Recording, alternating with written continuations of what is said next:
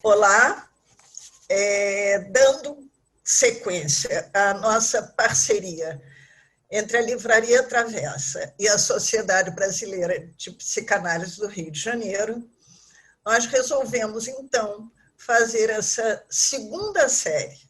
E essa série ela é denominada Sabores, Aromas e Recordações, e ela propõe uma certa conversa, um diálogo entre a gastronomia e a psicanálise.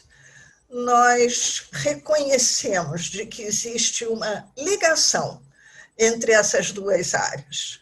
Então, nós pensamos, organizamos 3 episódios para vocês, sempre tendo alguém representando a gastronomia, então um profissional envolvido com a gastronomia e uma psicanalista.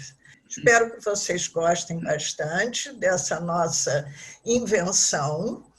E hoje nós vamos apresentar o primeiro episódio da nossa série. Esse primeiro episódio, ele é chamado Baião de Dois, Dança dos Sabores. E nós hoje vamos contar com a Tata Jubé, da Casa da Tata, e com a Luísa D'Abreu, da Sociedade Brasileira de Psicanálise do Rio de Janeiro. A Casa da Tata é um restaurante assim premiado e indicado por vários anos pela Veja Rio, pelo Comer e Beber, e faz parte do circuito Rio Show de Gastronomia, do jornal O Globo, entre outros aspectos. Aloísio é psicanalista, membro da Sociedade Brasileira de Psicanálise do Rio de Janeiro, uma pessoa assim muito reconhecida na nossa área por tudo que ele já esteve à frente, como presidente da sociedade, como presidente da Federação Brasileira de Psicanálise, fazendo parte do board da Associação Internacional de Psicanálise, e os dois aqui vão nos premiar com essa conversa. Para assim nós esquentarmos um pouquinho a conversa, antes de passar a palavra para a Tata, eu vou ler para vocês uma pequena apresentação que a Tata fez sobre ela. Sou caipira do Centro-Oeste, que precisa de rios e mares, de cozinhar para existir, de sonhar sozinha e realizar no coletivo. Sou arquiteta das ideias e atriz por natureza. Misturo tudo em um caldeirão de memórias olfativas e afetivas para afagar os que buscam se lembrar. Obrigada, Luiz, e obrigado, Tata. Passo aí a palavra para vocês. Olá, boa tarde. Poxa, fiquei muito feliz de ter sido convidada para ter esse papinho aqui com o Aloísio. A gente não se conhece, estamos nos conhecendo aqui pessoalmente, é online, né? Mas já batemos um papinho aqui.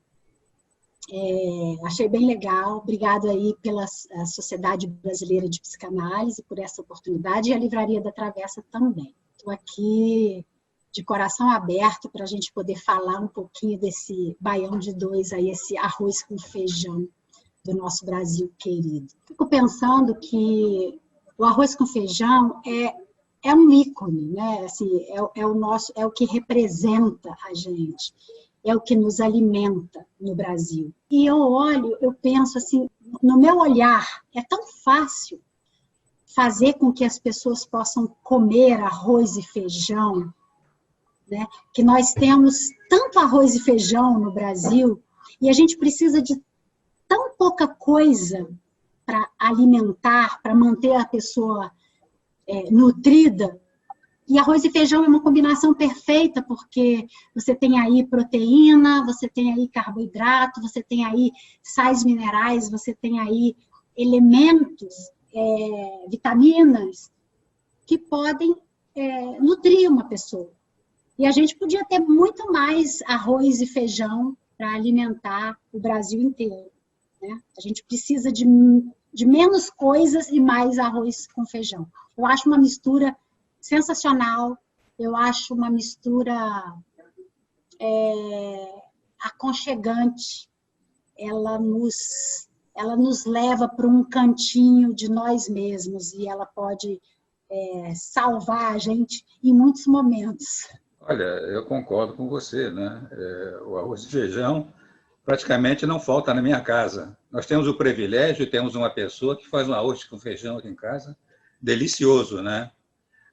Agora você tem razão, né? É uma pena que um país tão rico como o nosso, com tantas possibilidades, existam tantas casas que ainda não têm arroz e feijão para dar para os seus filhos, para os seus familiares, né? Vamos ver se um dia isso muda, né? Enfim, temos que ter esperança com relação a isso, né? Mas o arroz com feijão está impregnado na nossa memória, né?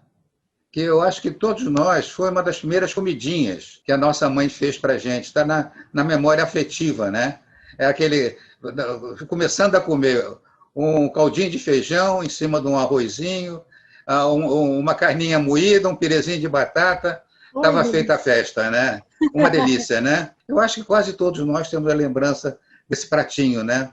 Feito pela mamãe, botava ali, ainda no dia de festa, ainda cortava um ovinho cozido, botava por cima, né? Um ovinho frito em cima do arrozinho. Frito também, né? Não, que atualmente, com esse negócio do se alimentar corretamente, né? A gente tem que abrir mão do ovo frito, que é tão gostoso, para o ovo cozido. É que realmente, esse se alimentar corretamente, eu tenho muitas questões a respeito, né? Apesar de ter uma filha nutricionista, né? Mas é que ela concorda comigo. A comida, mesmo que seja saudável, tem que ser gostosa. Esse é também um dos valores que eu dou ao feijão com arroz. A boa cozinheira não é aquela que sabe fazer pratos sofisticados, é que sabe fazer um bom feijão com arroz. Porque o prato sofisticado a gente não tem comparação. E o feijão com arroz a gente pode comparar com o da mamãe, com o da casa da gente, com o da casa da vovó, né? Então, eu acho que o feijão de arroz realmente merece um destaque, né? Eu vejo aqui no restaurante, né, as pessoas... Aqui é muito pequenininho, mas as pessoas almoçam aqui e aí elas vêm e dizem assim, ai, comer esse feijão é uma coisa assim de lembrar da casa da minha mãe, de lembrar da casa da minha avó. Eu só como esse feijão aqui. Sim. E feijão com arroz não é um alimento, não são comidas difíceis de se preparar. Claro, na minha visão, né? Mas eu tenho lembranças, assim, de uma exigência enorme do meu pai. Meu pai era um homem que cozinhava em casa, né? E ensinou a gente a cozinhar.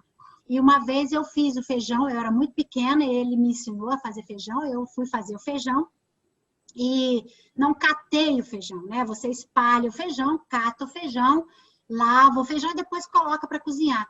E nesse processo todo, acabou indo para a mesa um feijão que tinha um carunchozinho.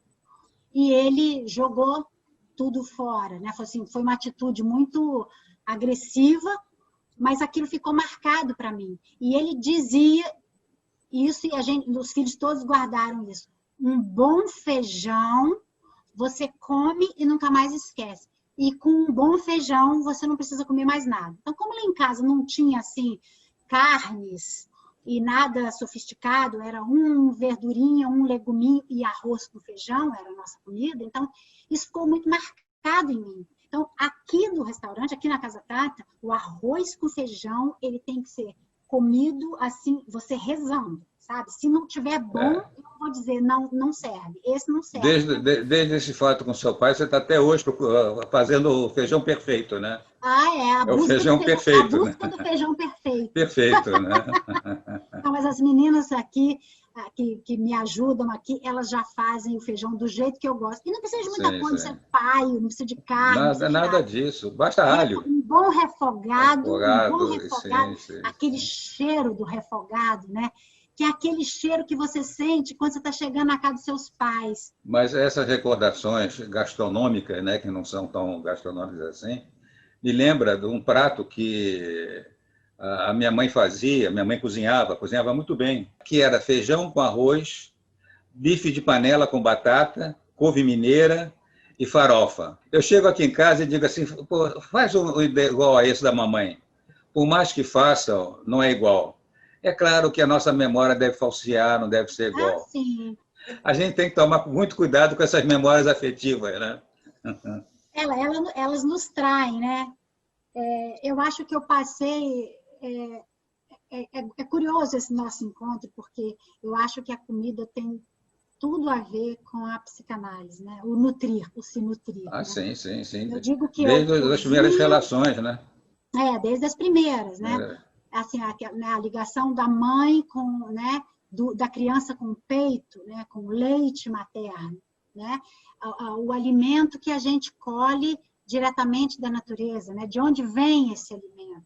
E eu percebo que a gente está desconectado desse movimento, como a gente está desconectado da gente mesmo, porque nós somos uma coisa só, né? Eu acho que a gente é parte, né? A gente é parte da natureza, é tudo uma coisa só. Então, quando você se dá conta de que o que te nutre, o que te faz estar inteiro, né? Vivo, é o que você coloca para dentro, é o que você come.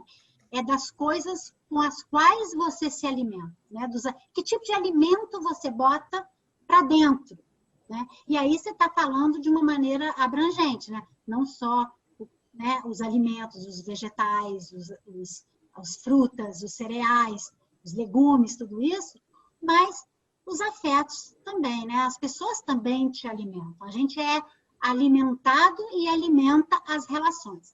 Quando eu digo que a gente está afastado está desconectado da natureza, é que a vida moderna, né, essa vida chamada prática, ela distanciou a gente dessa relação mais próxima com a natureza. Então, você não sabe mais de onde vem a sua comida. Você vai no mercado e compra os pacotes das coisas, chega em casa, tira do pacote e faz.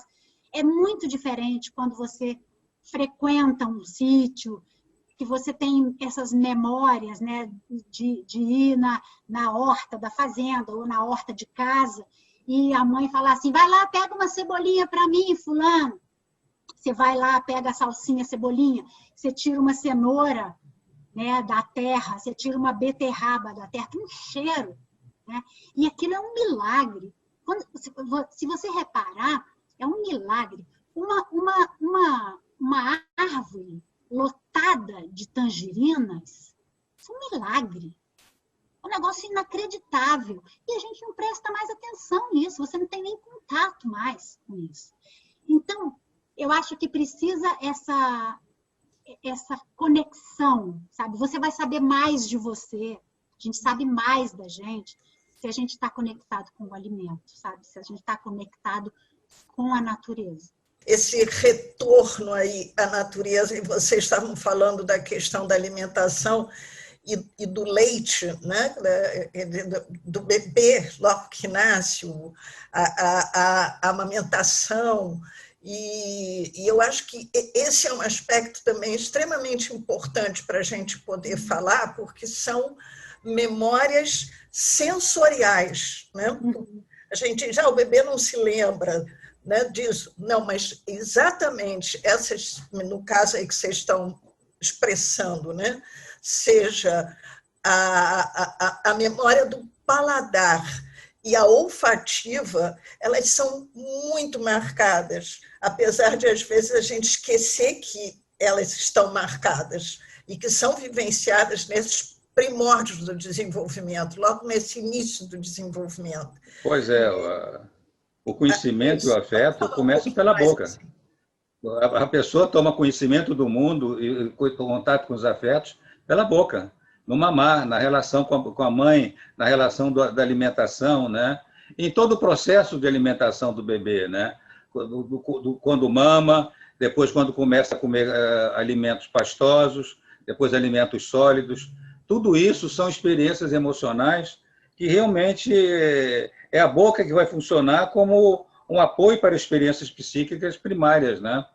Quer dizer, às vezes a gente esquece disso, mas realmente essas primeiras experiências do se alimentar, do comer, da relação nutridora e nutrido, são muito importantes, são básicos. Isso vai ter consequências até nos hábitos alimentares, e até patologias alimentares, como anorexia, como bulimia e outros mais, repulsa por certos alimentos. Eu acho que tudo isso tem uma origem nessa primeira relação da alimentadora e o alimentado, da mãe com o bebê. A mãe ou quem faça as funções, sim. Ou quem exerça as funções maternas. As funções maternas, né? não tem a dúvida. A mãe alimenta e depois ela continua esse movimento, né? Quando ela, por exemplo, se é o caso de uma mãe que cozinha em casa, né? E aí ela estabelece uma rotina, né? Uma rotina de refeições coletivas, né? Refeições familiares, uma hora para você, né? Sentar ali e degustar o que a mãe ou o que o pai, né, preparou para aquela família. É um momento de nutrirmos-nos todos, né? Quando você se senta à mesa. E eu digo que quando eu cozinho, eu estou investigando quem eu sou. E também quando você cozinha, também é um ato de amor. Exatamente. Cozinhar é um ato de amor, né? Se a comida for boa, né? E eu acho que não tem também essa coisa. Hoje em dia, a cozinha ficou mais valorizada, né? Mas não era. A cozinha não era um espaço valorizado, né? As pessoas que estavam ocupando essas funções, exercendo essas funções, elas ainda são muito desimportantes, né? Assim, monetariamente falando, elas ganham ainda muito pouco, e das funções da casa, das funções domésticas, para mim, a mais importante, a mais nobre, porque é o que te mantém vivo, né? Então, prestar é o que te dá mais prazer, às vezes, né? É o que te dá mais prazer. Dá prazer. Dá prazer. E quando você está cozinhando, né? Seja para você ou seja para uma outra pessoa, você está transferindo ali um valor, né? Um valor para aquele alimento, e aquele alimento depois na mesa é um outro valor, né? Que é esse... Sabe que eu gostaria muito que vocês também abordassem a importância de você usufruir desses alimentos. O que eu estou querendo dizer com isso? É que, às vezes, as pessoas comem, sentam, ou na frente de uma televisão, ou com um livro, ou hoje em dia com celular, né? Todo mundo lá com celular, e a alimentação é simplesmente uma forma de botar para dentro e pronto. E eu acho que é muito importante que vocês marquem, porque eu sei que é isso que vocês, de uma certa maneira, pensam, como o prazer que envolve o alimento e saboreá-lo, identificar o gosto, o sabor que eles têm. Eu queria que vocês falassem um pouquinho disso. O que vocês acham? Eu acho ótimo. Mas isso está no processo, para mim, de autoobservação. Sabe? A gente está no mundo distraído. Você está distraído. Então, se você parar para prestar atenção em como você come, o que você põe para dentro, quando você escolhe uma coisa para colocar na boca, para se alimentar dela, seja uma fruta, seja um legume, você observar, você olhar, você sentir o cheiro, você arranhar e sentir o cheiro que emana daquilo. E aí, não pode haver distrações, entende? Porque se você tem distração, você vai comer qualquer coisa, você vai comer muito mais do que você precisa, e a gente não é o que a gente come, eu acho que a gente é o que a gente digere, sabia? Porque a digestão é a coisa mais importante que a gente tem. E quando você coloca, a digestão começa muito antes do alimento entrar na boca. Ela já começa quando você lembra que você está com vontade de comer uma coisa, já vem imediatamente aquela informação, aquele cheiro, aquele gosto, aí você vai procurar aquele gosto, né, no alimento, ou na fruta, né? Enfim. Então, a pessoa que come distraída, ela não presta atenção nisso. Então, ela come uma comida de pacote, ela come uma coisa qualquer. Pegando esse seu mote, né? as pessoas precisam se dar conta que o sabor não é só dado pelas papilas gustativas. Ele é dado também pela consistência do alimento, pela essa sensação tátil do alimento na boca, né? Se ele é pastoso, se ele é mais sólido. O exemplo que você deu mesmo. Quando você mastiga uma fruta suculenta, aquilo enche a sua boca de suco. Aquilo pode ser uma fonte de prazer. O olfato também entra no gosto, pelos cheiros que saem do alimento, que vão até a narina, que vão até o olfato. Um exemplo disso, que eu gosto de usar como exemplo, é o wasabi. Quando a gente come um pedacinho de wasabi, você vê que aquilo sai pelo nariz. Aí, exatamente, aí não é um aroma sutil, é que eu chamo de o bafo do dragão, aquele fogo que sai pelo nariz, né? Mas isso você pode apreciar numa manga, você pode apreciar num feijão com arroz. Também, quando você come, ele também te estimula os terminais olfativos. Mas se você está vendo uma televisão, você não vai prestar atenção nisso, né? Os degustadores de vinhos, né, falam, né, o cheiro de não sei o quê, sabor de frutas vermelhas silvestres e o retrogosto. Os alimentos também têm retrogosto. Os alimentos também, depois de engolidos, também deixam um gostinho na boca. E ninguém fala disso, fala do vinho, mas não fala justamente dessas sutilezas do saborear. Eu convido a vocês a prestarem atenção no mastigar, nos sabores, na sensação olfativa, quase que imperceptível, que o alimento lhe dá. É um prazer, pelo menos para mim, é um prazer muito grande. Eu tenho muito prazer em comer. Agora, acho o seguinte, quem come bem, não tome digestão. Quem come bem, quem bebe bem também não fica de porre, né? Então, o comer bem não é se empanturrar, é saber saborear, não é? Não, escolher, né, o que come. Eu acho assim, você pode comer de tudo, você não precisa se privar de nada. Você pode comer de tudo, mas o que passa da necessidade vira um problema. Então, assim, eu não consigo entender como que as pessoas conseguem não comer um prato de frutas para experimentar, ou para se lembrar, ou para voltar na infância. Nossa, eu gostava disso. E, ao invés disso, compra um negócio de fruta empacotado. Sabe, eu sei que a vida prática, né? As pessoas não têm tempo. Mas se você não tem tempo para fazer a coisa mais importante, que é se alimentar, então o seu tempo está mal utilizado. Porque não há comparação você comer uma fruta e comer alguma coisa empacotada para substituir aquilo. Não tem, entende? Não tem nada que me convença. Não há comparação para uma coisa dessa. Então, assim, as pessoas estão distraídas comendo o tempo. E elas não estão usando esse tempo para preparar o seu alimento para se nutrir. Se elas prestassem mais atenção nos sabores, talvez eles pudessem fazer melhor seleção do que come, né? Com certeza. Porque uma coisa é isso, uma coisa é você comer para compensar um vazio, uma ansiedade, uma carência. Outra coisa é você comer pelo prazer de comer, né? E não como uma coisa doentia. Eu estou muito ansioso, eu tenho que comer alguma coisa. Eu estou deprimido, tenho que comer alguma coisa. Não, é comer a comida pela comida. E não a comida como um remédio para suas ansiedades, para suas frustrações. Isso é outro ponto que eu acho muito importante.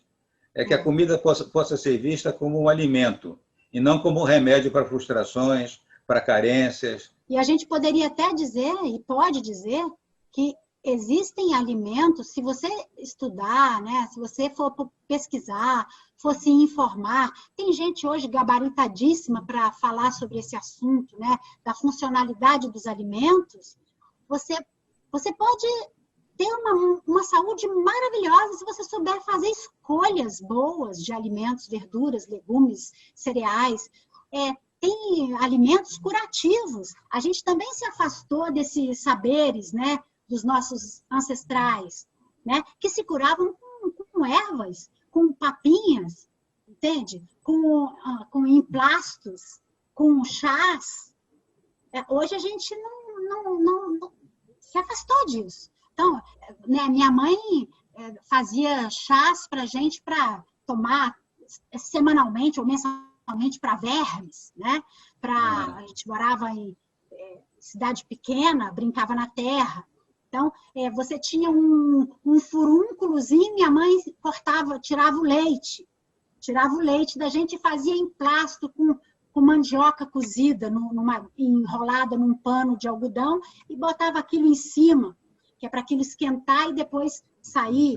A gente fazia banhos de imersão, ficava gripado, minha mãe fazia aqueles escaldapés com eucalipto, botava água para ferver com folha de eucalipto que a gente catava, e ficava ali dentro do quarto, enrolado no cobertor, sentindo aquele eucalipto o dia inteiro, a noite inteira. No dia seguinte você estava brincando, sem catarro. Infelizmente, o nosso tempo está chegando ao final. Eu sei que a gente tem muito assunto para isso, mas eu vou pedir a vocês que vocês, enfim, vejam aí o que é que vocês ainda gostariam de transmitir aí para o pessoal que está nos ouvindo, para que a gente possa encerrar. Então, eu peço que vocês sejam breves. E antes de vocês acabarem, eu já estou agradecendo esse papo tão agradável que a gente teve aqui. O recado que eu tenho que deixar, que eu quero deixar é: alimentem-se bem. Alimentem-se bem. Alimentem a alma, alimentem o coração, né? Coloquem coisas gostosas, boas, saborosas e naturais o máximo possível e se aproxime da natureza. Vai comer lá na horta, experimentar e cozinhar. Agradeço muito à Sociedade Brasileira de Psicanálise e à Livraria da Travessa por essa oportunidade maravilhosa. Prazer em conhecer você, Aloysio. Beijo, Regina. Obrigada. Bom, o que eu queria dizer é o seguinte: façam do alimento uma fonte de prazer e não um remédio. E não um remédio para os seus vazios, para as suas ansiedades. O alimento como fonte de prazer, você sentar numa mesa, saborear com calma, com tempo, eu acho que vai te fazer muito bem. Melhor do que usá-lo como remédio. E também quero agradecer a Regina pelo convite, a Travessa, e o prazer de te conhecer, Tata. Foi muito bom. Na próxima vez, vamos nos conhecer pessoalmente lá no Tata. Tá bom? Com certeza. Uma boa tarde para vocês. Tchau, então. gente. Obrigada. Aloysio, no Tata, e ainda, eu não posso deixar de mencionar aqui, quer dizer, na Tata, porque a casa da Tata, bolo de laranja e o formigueiro com o café coado, lá na casa. Café coado, o café coado no coador de pano. O café da minha infância, o café da minha infância. Não tinha nada disso de papel, nada disso. Sabores e lembranças afetivas. Muito obrigada a vocês dois. Enfim, muito obrigada a todos que estão nos assistindo. Espero que vocês tenham gostado. E já convido para que vocês assistam o episódio que vai ser lançado na segunda-feira seguinte, às 20h, nas redes sociais da Livraria da Travessa. E esse episódio, o seguinte, se chamará Mar de Aromas. E nós estaremos, então, esperando por vocês no Mar de Aromas, anexado ao Baião de 2. Obrigada a todos.